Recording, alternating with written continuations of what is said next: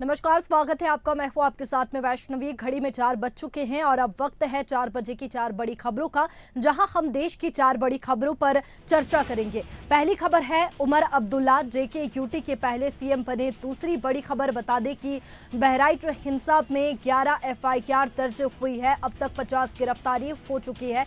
और तीसरी बड़ी खबर आपको बताएंगे, सैनी ने सरकार बनाने का दावा पेश किया है। और चौथी और आखिरी खबर होगी कि 2 फ्लाइटों को फिर बम की धमकी मिली है। तो चलिए खबरों को विस्तार से समझते हैं।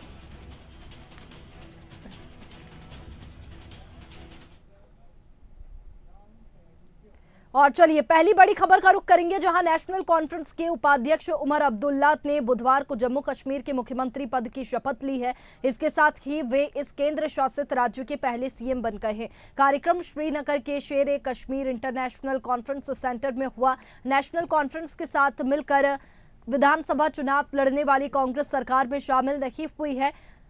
हालांकि उमर के शपथ समारोह में राहुल और प्रियंका गांधी मौजूद रहे। कांग्रेस ने सरकार को बाहर से समर्थन दिया है। पार्टी का कहना है कि जम्मू कश्मीर को राज्य का दर्जा मिलने तक उसकी लड़ाई जारी रहेगी। शपथ लेने के बाद उमर ने कहा कि उनकी गाड़ी के लिए सड़क पर कोई भी ग्रीन कॉरिडोर या ट्रैफिक नहीं रोका जाएगा। उन्होंने अपने मंत्रियों से भी अनुरोध किया है कि वे भी ऐसा ही करें। उमर का कहना है कि वे जनता की सेवा के लिए है, न कि उन्हें तकलीफ देने के लिए। सीएम उमर के साथ अन्य 5 विधायकों को मंत्री पद की शपथ दिलाई गई है, जिनमें बीजेपी के प्रदेश अध्यक्ष रैना को हराने वाले सुरेंद्र चौधरी को डिप्टी सीएम बनाया गया है। डीएस पोरा से विधायक सकीना इट्टू जम्मू कश्मीर से अकेली महिला मंत्री बनाई गई है। मेंढर से विधायक जावेद राणा, राफियाबाद से चुनाव जीते जावेद अहमद डार और छंब सीट से निर्दलीय विधायक सतीश शर्मा को भी मंत्री बनाया गया है।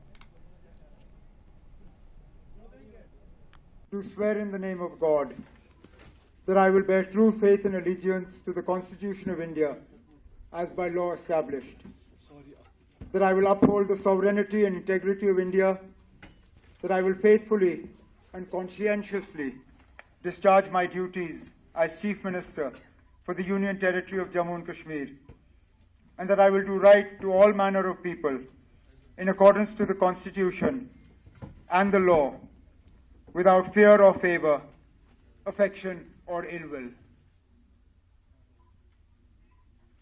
I, Umar Abdullah, do swear in the name of God that I will not directly or indirectly communicate or reveal to any person or persons any matter which shall be brought under my consideration or shall become known to me as Chief Minister for the Union Territory of Jammu and Kashmir, except as may be required for the due discharge of my duties as such Minister.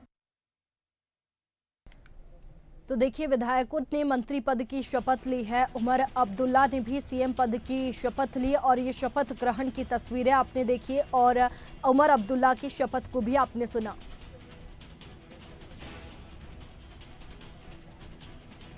और चलिए इसी पर हमारे साथ में youth president Shahid Bilal हमारे साथ में जुड़ चुके हैं। शाहिद, जिस तरीके से हम बात करें तो उमर अब्दुल्ला ने एक बड़ा लंबा सफ़र तय किया है, क्योंकि हमने देखा है कि लोकसभा चुनाव में उमर अब्दुल्ला 2 लाख वोटों से हार जाते हैं और अपने पिता के कहने पर विधानसभा चुनाव लड़ते हैं। और विधानसभा चुनाव लड़ने का नतीजा ये निकलता है कि आज उन्होंने सीएम पद की शपथ ली है और जम्मू कश्मीर के सीएम बन गए हैं। और आगे अब चुनौतियों की बात करें तो किन चुनौतियों का सामना उमर अब्दुल्ला को करना पड़ेगा? जी, सबसे बड़ी बात है कि आज हमारे लिए खुशी की बात है कि आज हमारा चीफ मिनिस्टर बना। 10 साल के बाद, लंबी इंतजार के बाद आज उमर साहब ने हलफ ले लिया। और सबसे बड़ी बात है, आज हमने जो जम्मू का जो मैंडेट था, वो जम्मू को जो मैंडेट मिला था वो भाजपा के हक में मिला था। लेकिन आज सबसे बड़ी बात है कि हमने हुकूमत में जम्मू को आज बड़ा रेस्पेक्ट किया था। डिप्टी सीएम जम्मू से एक निर्दलीय विधायक जिसको हमने हलफ ले लिया एज कैबिनेट मिनिस्टर, और जो हमारे मेंढर सेक्टर के जो हमारे जावेद राणा साहब, और जम्मू से हमने 3 और कश्मीर के जो जिले हैं वहां से हमने 2 मंत्रियों को शपथ दी थी। एक खुशहाल बात है कि अब जो हमने लोगों से वादा किया है और इसके बीच में जो जम्मू जो हमें भाजपा को जो मैंडेट मिला था जो कश्मीर से आज ओथ सेरेमनी थी, आज इसमें ये कोई नहीं पार्टीबाजी नहीं थी, लेकिन बीजेपी ने वही क्रिमिनल जो पॉलिटिक्स जो वो खेल रहे थे वो आज हलफ बर्दारी में नहीं आए थे। शेम की बात है क्योंकि उन्होंने जम्मू कश्मीर के मैंडेट को आज रेस्पेक्ट नहीं किया है। एक सबसे बड़ी बात है कि भाजपा वालों ने आज जम्मू कश्मीर को जो यह संविधान था, जो यहाँ पे जो इलेक्शन हुआ था, जो आज मैंडेट दिया था लोगों को, उन्होंने उसको डिसरेस्पेक्ट किया था।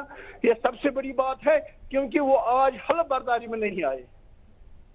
बिल्कुल शाहिद जी, जिस तरीके से हम देखें चुनौतियों की बात करें तो काफ़ी चुनौतियों का सामना तो करना पड़ेगा, लेकिन आप कह रहे हैं कि जो चुनौतियां थी वो भी हमने देखी थी विधानसभा चुनाव के वक्त, और नेशनल कॉन्फ्रेंस और कांग्रेस का गठबंधन था। लेकिन हम बात करें तो 6 सीटें कांग्रेस को मिली है, लेकिन क्या वजह है कि कांग्रेस से किसी को भी मंत्री नहीं बनाया गया और कांग्रेस भी खुद इच्छुक नहीं है मंत्री बनने के लिए?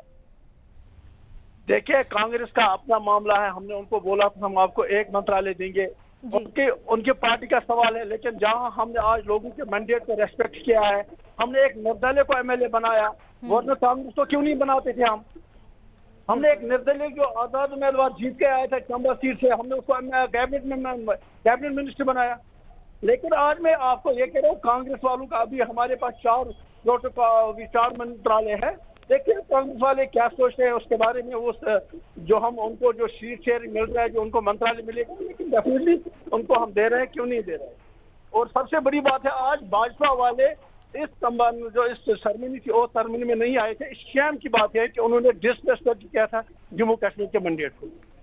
बिल्कुल, देखिए अब आगे की रणनीति की बात करें तो आगे क्या रणनीति उमर अब्दुल्ला की रहेगी? जो मैनिफेस्टो में बातें रखी गई थी उसके किस तरीके से एक एक करके पूरा करते हुए नजर आएंगे? और आतंकवाद की बात करें तो उसे लेकर के क्या कदम उठाए जा सकते हैं? देखिए, सबसे बड़ी बात है कि हमें जम्मू कश्मीर के लोगों ने मैंडेट दिया था कि लोगों का काम करना हमें। हमने इससे पहले भी लोगों का काम किया। अभी तो आज का दिन है, अभी हमें पोर्टफोलियो देना मंत्रालयों को, ठीक है। हमने जम्मू कश्मीर के लोगों के लिए हमें काम करना है। वक्त आने पर आपको सब कुछ बताएंगे, हम लोगों के लिए है। अभी जो हमारी सरकार की जो इससे पहले भी हमने मैनिफेस्टो बनाया था पार्टी का, लेकिन हम उसको अमली तौर तरीके से हुकूमत में करेंगे।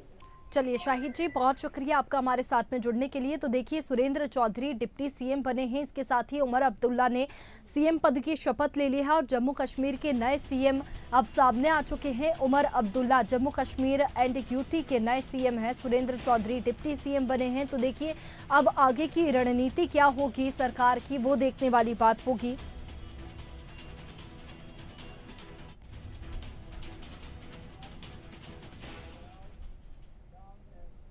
और चलिए दूसरी बड़ी खबर का रुख करेंगे, जहां बहराइच में भड़की हिंसा का बुधवार को चौथा दिन है। हिंसा प्रभावित पूरे इलाके में फोर्स तैनात है। महाराजगंज जहां से हिंसा की शुरुआत हुई, वहां 2 किलोमीटर इलाके में पूरे मार्केट बंद है। प्रशासन ने लोगों से दुकानें खोलने की अपील की है, लेकिन डर की वजह से अभी कोई खोल नहीं रहा है। जिले में इंटरनेट दो दिन यानी कि गुरुवार तक के लिए और बंद कर दिया गया है। पुलिस लोगों को आने जाने से रोक रही है और महसी और हरदी तहसील के प्रभावित इलाकों में ज्यादातर घरों में महिलाएं हैं और पुरुष फरार है। हिंसा में अब तक 11 एफआईआर दर्ज की गई है। अब तक 50 लोगों को गिरफ्तार किया जा चुका है।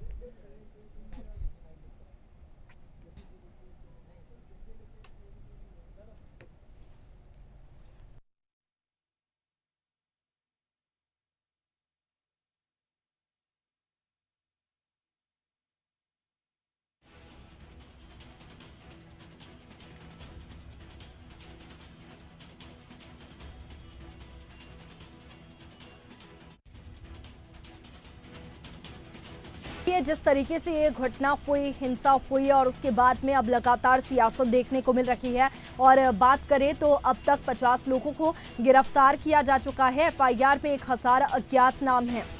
और इसी पर हमारे साथ में रिटायर्ड डीजीपी मैथिलीश्वरन गुप्त जी जुड़ चुके हैं। मैथिलीश्वरन जी, बहुत स्वागत है आपका इंडिया हेट में।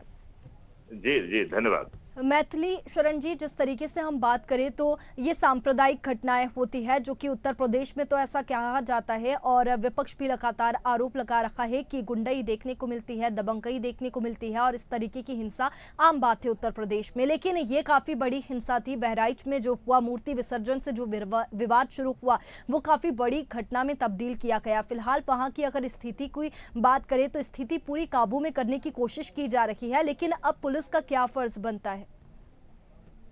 देखिए, मैं आपको ये कहना चाहूंगा कि युद्ध काल के समय में तैयारी नहीं की जाती है, तैयारी युद्ध के पहले होती है। तो क्या हमने वो तैयारियां पहले की हैं?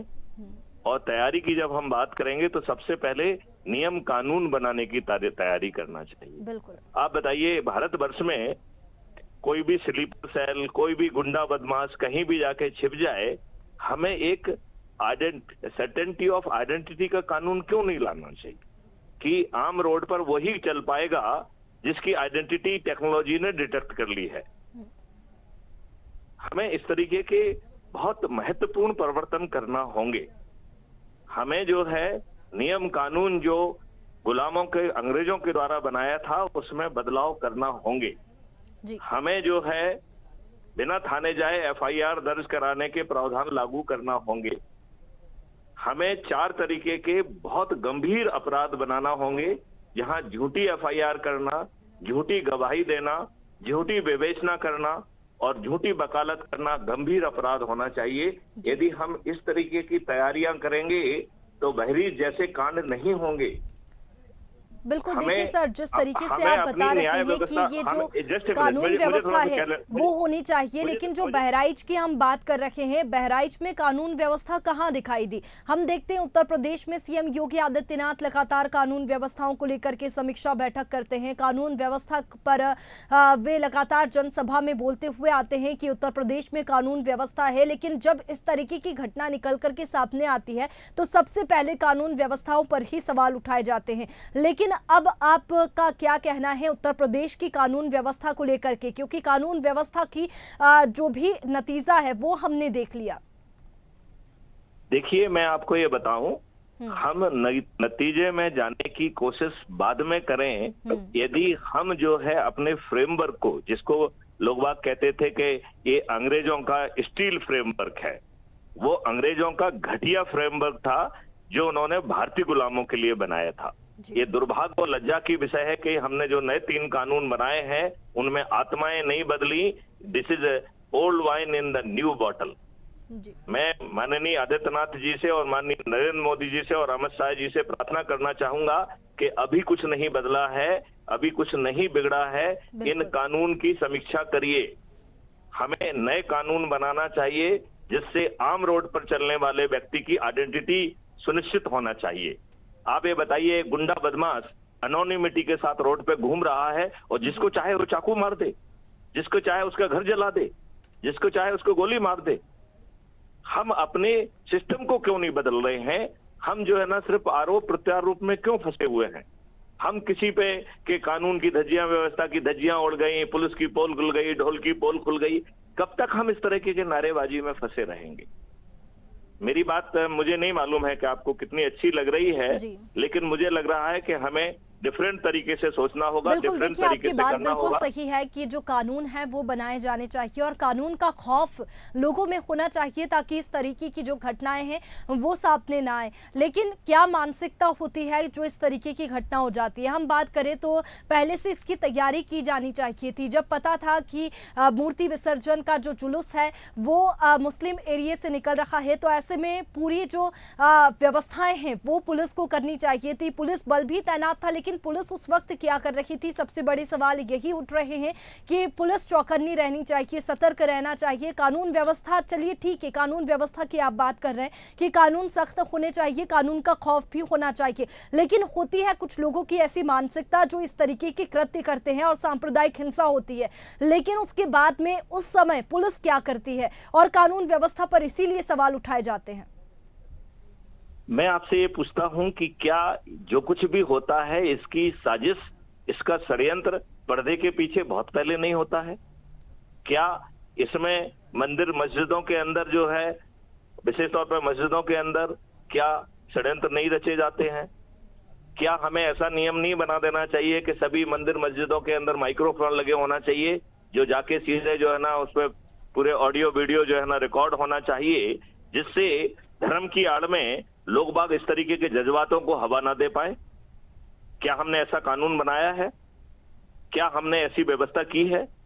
हम गुंडे बदमाशों को एनोनिमिटी क्यों देना चाहते हैं? हम क्यों जो है ना हमेशा बदमाशों के ह्यूमन राइट की बात करते हैं? जिसको ये बदमाश, जिनके घरों को जलाते हैं, जिनको ये गोलियां मारते हैं, उन बेचारे मासूम लोगों का, जिनका कोई जो है ना गलती नहीं है, उनके मानव अधिकारों की बात कौन करेगा? जी। हमें अपना सोच और चिंतन बदलना ही होगा।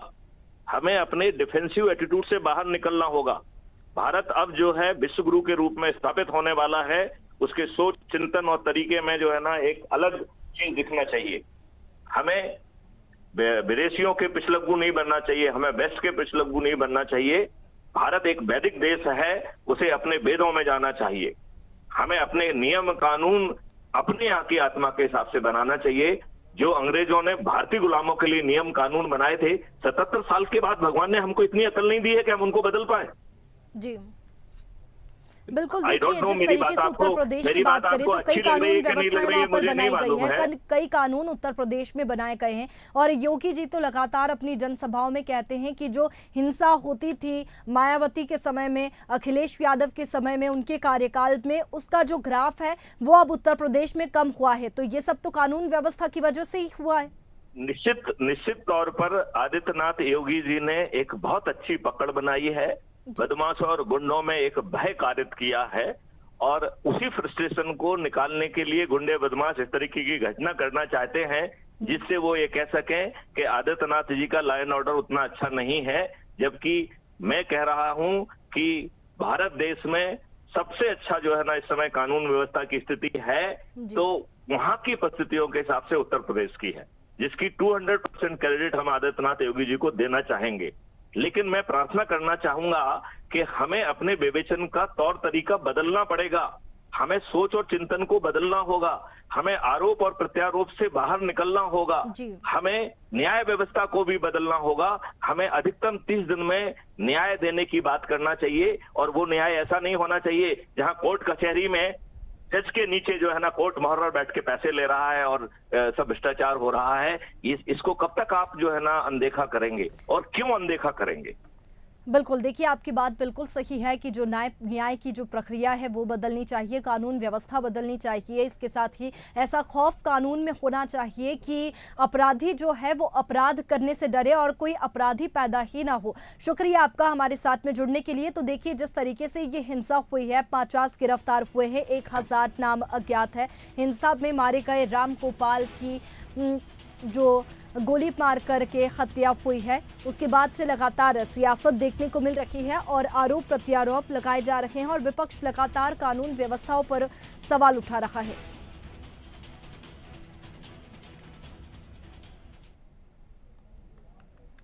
और चलिए आगे बढ़ते तीसरी बड़ी खबर का रुख करेंगे, जहां हरियाणा में नायब सिंह सैनी ही मुख्यमंत्री बने रहेंगे। आज पंचकुला में बीजेपी विधायक दल की मीटिंग में उन्हें नेता चुना गया। मीटिंग में विधायक कृष्ण बेदी ने नायब सैनी के नाम का प्रस्ताव रखा, जिसका अनिल विज और आरती राउत ने समर्थन किया। फिर सभी विधायकों ने नायब सैनी के नाम पर सहमति दे दी। इसके बाद गृह मंत्री अमित शाह ने नायब सैनी के सर्वसम्मति से विधायक दल का नेता चुने जाने की घोषणा की। शाह ने कहा कि हरियाणा की स्थापना से लेकर अब तक कोई भी मुख्यमंत्री लगातार तीसरी बार सफल नहीं हुआ। युवा नायब सैनी के नेतृत्व में हम तीसरी बार चुनाव जीत पाए हैं। शाह के साथ मध्य प्रदेश के मुख्यमंत्री डॉक्टर मोहन यादव भी ऑब्जर्वर के तौर पर मौजूद रहे। इसके बाद नायब सैनी ने अमित शाह के साथ राजभवन जाकर गवर्नर बंडारू दत्तात्रेय के समक्ष सरकार बनाने का दावा पेश किया। इस दौरान 3 निर्दलीय विधायकों ने भी बीजेपी को समर्थन का पत्र सौंपा। कल गुरुवार को 11 बजे पंचकूला में शालीमार ग्राउंड में शपथ ग्रहण समारोह होगा। इसमें पीएम नरेंद्र मोदी समेत भाजपा और एनडीए के सहयोगी दलों के शासक राज्यों के मुख्यमंत्रियों समेत 37 नेता मौजूद रहेंगे। हमने दिए, परंतु कुछ बच्चों के रिजल्ट्स तैयार थे, कमीशन ने तैयार किए थे, जो हमें निकालने के लगे तो विपक्षी दल वो चीफ इलेक्शन कमीशन के पास गया और हाई कोर्ट में चला गया, तो उसके ऊपर रोक लगी थी।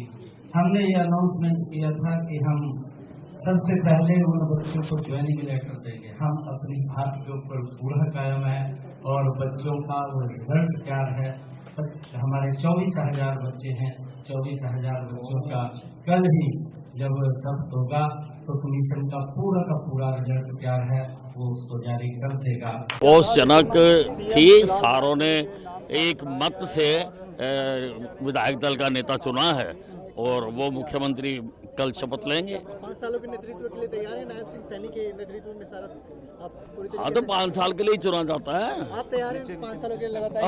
हम तो तैयार हैं। हम तो जो पार्टी के सब तैयार है। हमारी तरफ से बहुत बहुत बधाई है, बड़ी अच्छी बात है।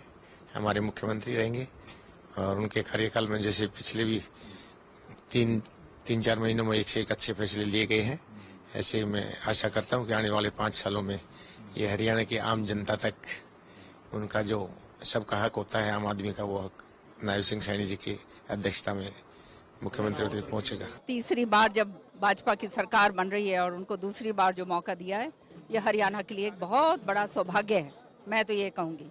और आने वाले समय में आप देखिएगा जनहित की और जनकारी नीतियों को आगे लेकर बढ़ेंगे और हरियाणा को का चहुमुखी विकास जो है वो नायब सिंह सैनी जी की सरकार के नेतृत्व में होगा। हाँ, 3 महीने में उन्होंने जो कार्य किया तो उसको देखते हुए लगता है कि हरियाणा के अंदर बहुत अच्छी तरक्की होगी और इसी तरक्की को देखते हुए कि हरियाणा के अंदर पूरा विकास हो, जो लोगों को असुविधाएं हैं वो उनको सुविधा मिले, सबको ठीक से, सबका अच्छी तरह से मेरे हिसार का विकास हो और पूरे हरियाणा का विकास हो। उनके नेतृत्व में ही हमने चुनाव लड़ा था। उन्होंने मेहनत करी, नीतियां जो हैं जन जन तक कार्यकर्ता ने पहुंचाई, लोगों तक, और जन जन को मालूम है, विश्वास उन्होंने फिर से जताया भाजपा में, क्योंकि ये एक ईमानदार सरकार है। बिना खर्ची बिना पर्ची हम मिलते थे गांव में लोगों को, बच्चों को, वो आते थे कहते थे कि हम अपने बलबूते पे लगे हैं नौकरी। आज भी आपने देखा है कि सबसे पहले जो 24,000 जो बच्चे हैं उनके सबसे पहले कलम से उन्होंने, नायब सिंह सैनी जी ने, जो कमीशन के जो बच्चे हैं वो लगेंगे कल। तो देखिए, सैनी ने सरकार बनाने का दावा भी पेश कर दिया है और कल शपथ ग्रहण समारोह होगा। ऐसे में प्रधानमंत्री नरेंद्र मोदी भी पहुंचने वाले हैं और इसी पर हमारे साथ में महेश कुमार वैद्य, वरिष्ठ पत्रकार, जुड़ चुके हैं। महेश जी, बहुत स्वागत है आपका इंडिया हेड में। महेश जी, जिस तरीके से हरियाणा में बीजेपी ने हैट्रिक लगाई, उसके बाद में अब सीएम फेस को लेकर के जैसे कि असमंजस की स्थिति थी, लेकिन अब सीएम फेस फाइनल हो चुका है। हालांकि ये तो फॉर्मेलिटी थी, लेकिन नायब सिंह सैनी ही सीएम होंगे। अब बात करें तो जो समस्या, जो सवाल लोगों के मन में है वो ये है कि 56 दिन की सरकार थी। पहला जो कार्यकाल था नायब सिंह सैनी का वो 56 दिन का था। उसमें कई योजनाएं आई, कई योजनाओं का ऐलान उन्होंने किया, और ऐसे में अब क्या वो योजनाएं फिर से शुरू होंगी, और शुरू होंगी तो कब तक होंगी? वैष्णवी, तकनीकी रूप से बात करें, जो भाजपा की तीसरी बार सरकार की बात हो रही है, मैं तकनीकी रूप से इससे सहमत नहीं हूं। पहली बार भाजपा की सरकार बनी, दूसरी बार भाजपा जजपा की सरकार बनी और तीसरी बार भाजपा की सरकार बनने जा रही है। दूसरे शब्दों में कहें तो पहली बार मनोहर सरकार बनी, दोबारा मनोहर सरकार बनी और तीसरी बार नायब सैनी सरकार बनने जा रही है। इसे आप कह सकते हैं भाजपा की तीसरी बार सरकार। दूसरी बात ये रही कि 4-5 महीने में जो बातें हो रही है अच्छे कामों की, तो मैं 2 बातें बहुत, आप इसको अच्छे से समझ लें कि जो मनोहर के प्रति जो नाराजगी थी वो 2 बड़े कारण थे। परिवार पहचान पत्र और प्रॉपर्टी आईडी की खामियां, उनको लेकर के लोग परेशान थे। और सबसे बड़ी उनकी पॉजिटिव पॉइंट थी सरकार की बिना खर्ची बिना पर्ची की नौकरी। इसी आधार पर भारतीय जनता पार्टी की सरकार सत्ता में आई है, नायब सैनी की सरकार सत्ता में आई है। और सबसे बड़ी बात यह है कि भाजपा ने जो सोशल इंजीनियरिंग बनाया, उसको आप समझ लीजिए, ब्राह्मण, क्षत्रिय यानी राजपूत और वैश्य समुदाय कोर वोटर था ही भाजपा का। भाजपा ने ओबीसी से एक बड़ा चेहरा तैयार किया नायब सैनी के रूप में, पहले उन्हें अध्यक्ष बनाया और फिर चीफ मिनिस्टर बनाया। जो है पंजाबी समुदाय मनोहर लाल के कारण जो साथ जुड़ चुका था, इसलिए भारतीय जनता पार्टी सत्ता में आई। और जो 2 बड़े कारण, अभी 24,000 नौकरियों की जो बात हो रही है, जो ये यूथ थे, इनको लगता था अगर कांग्रेस सरकार आई तो शायद जो पढ़े लिखे युवा थे उनको लग रहा था उनका नंबर कटेगा। और जो 1.25 लाख नौकरी जो निगम के माध्यम से लगी थी, निगम के माध्यम से उन लोगों को नायब सैनी ने आकर के आश्वस्त कर दिया कि 58 साल तक उनकी नौकरी सुरक्षित रहेगी। ये बड़े कारण रहे जिसके कारण जो है तीसरी बार सरकार जो है हम कह सकते हैं बनने जा रही है। अब नायब सैनी शपथ लेने जा रहे हैं। रही बात नीतियों की, तो बिना खर्ची पर्ची की नीतियां लागू रहेगी। परिवार पहचान पत्र और प्रॉपर्टी आईडी की भाजपा कम बात करेगी, उनकी अनिवार्यता खत्म करेगी, दूसरे मुद्दों पर आएगी। इस विषय में उनकी जो मैं अनिवार्यता की बात कर रहा हूं उसको खत्म करेगी। लेकिन जो पोर्टल की सरकार के कारण आलोचना होती है, पोर्टल पर ही भाजपा की सरकार केंद्रित रहेगी, क्योंकि बड़ी संख्या में लोगों को पोर्टल पर भरोसा है कि पोर्टल के कारण ही फसल बेचने में उनको फायदा है। जो पोर्टल के माध्यम से ही जो किसान निधि का पैसा है वो उन तक पहुंचता है। बहुत सारी सुविधाएं पोर्टल के माध्यम से मिल रही है।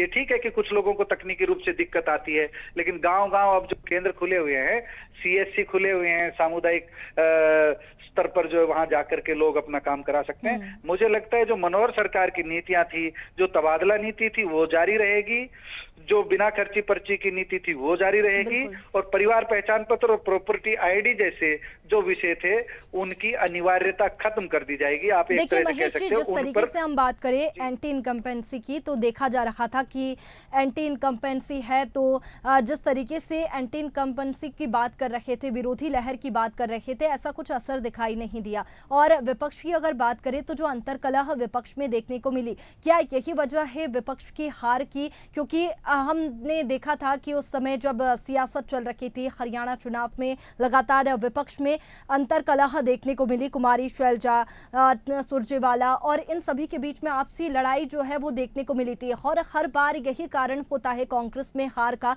कि अंतर्कलह चुनाव के ऐन वक्त में देखने को मिलती है। वैष्णवी, अंतर्कलह तो सभी दलों में रहती है, भारतीय जनता पार्टी में भी रहती है, लेकिन कहते हैं ना जो जीता वही सिकंदर है।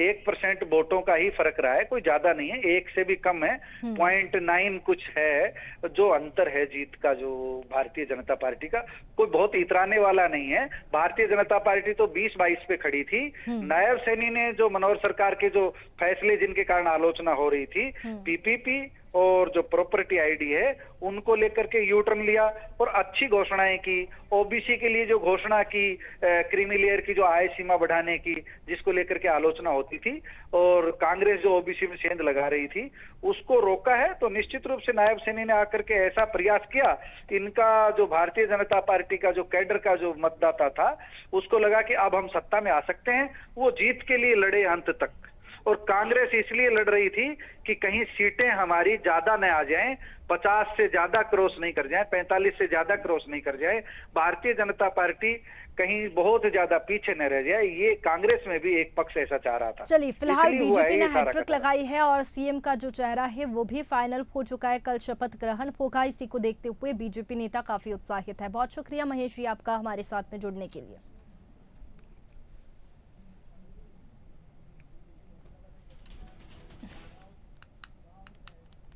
और चलिए आगे बढ़ते, चौथी बड़ी खबर का रुख करेंगे, जहां इंडिगो की मुंबई दिल्ली फ्लाइट की बुधवार को सिक्योरिटी अलर्ट के बाद अहमदाबाद में इमरजेंसी लैंडिंग कराई गई। इंडिगो ने बताया कि सिक्योरिटी अलर्ट के कारण फ्लाइट को अहमदाबाद भेजा गया। यहां सभी यात्रियों को विमान से सुरक्षित उतारा गया। इंडिगो के अलावा अकासा एयर की दिल्ली बेंगलुरु फ्लाइट में बॉम्ब होने की धमकी मिली थी। फ्लाइट में 177 यात्री और 7 लोगों का कैबिन क्रू सवार था। धमकी के बाद फ्लाइट को दोपहर करीब 2 बजे वापस दिल्ली लाया गया और आईजीआई एयरपोर्ट पर दूर ले जाकर उतारा गया। फ्लाइट में बम के लिए सर्चिंग की जा रही है। 15 अक्टूबर को 7 फ्लाइट्स में बम होने की धमकी मिली थी। इस फ्लाइट में एयर इंडिया का दिल्ली से शिकागो जाने वाला विमान भी शामिल था। उसे कनाडा डाइवर्ट कर इकालुइट एयरपोर्ट पर उतारा गया। एयर इंडिया एक्सप्रेस की मदुरै से सिंगापुर जाने वाली फ्लाइट में धमकी मिलने पर सिंगापुर वायुसेना ने 2 F-15 SG लड़ाकू विमानों को सुरक्षा के लिए भेजा था। ये विमान फ्लाइट को चांगी एयरपोर्ट पर ले गए थे। दिन भर में 7 फ्लाइट्स को धमकी मिलने की वजह से सिक्योरिटी एजेंसियों ने कई एयरपोर्ट्स पर काउंटर टेररिस्ट ड्रिल किए थे।